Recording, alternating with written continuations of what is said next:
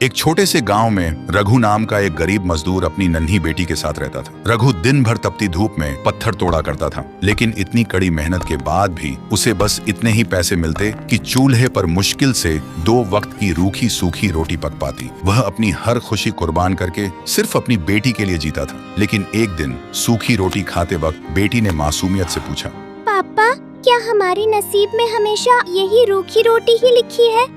क्या हम कभी अच्छा खाना भी खा पाएंगे? ये सुनते ही रघु ने चेहरे पर एक झूठी मुस्कान लाकर कहा, एक दिन जरूर मेरी बच्ची। लेकिन अंदर ही अंदर रघु जानता था शायद वह दिन कभी नहीं आएगा। फिर एक दिन रघु गांव के बाहर एक पुरानी सड़क की मरम्मत कर रहा था। तभी उसका बेलचा किसी ठोस चीज से टकरा गया। जैसे ही उसने मिट्टी हटाई, उसकी सांसें थम गईं, क्योंकि मिट्टी के नीचे चमकती हुई सोने की एक ईंट दबी हुई थी, इतनी कीमती कि उसकी कीमत रघु की 7 पीढ़ियों की गरीबी मिटा सकती थी। ये देखते ही रघु की आंखों में आंसू आ गए। उसने सोचा, अब मेरी बेटी कभी भूखी नहीं सोएगी। लेकिन जैसे ही उसने सोने की ईंट को हाथ में उठाया, ईंट पर अपने आप कुछ शब्द उभर आए। ये सोना हर किसी को मिलता है, पर हर किसी का नहीं होता। रघु उस बात का मतलब समझ नहीं पाया। उसने सोचा, पहले मेरी बेटी, बाकी सब बाद में। और वह सोने की ईंट को चुपके से अपने घर ले आया। लेकिन लालच की सजा उसे तुरंत मिल गई। अगले ही दिन उसकी मासूम बेटी अचानक बुरी तरह बीमार पड़ गई। बड़े से बड़े डॉक्टर भी उसकी बीमारी की वजह समझ नहीं पाए।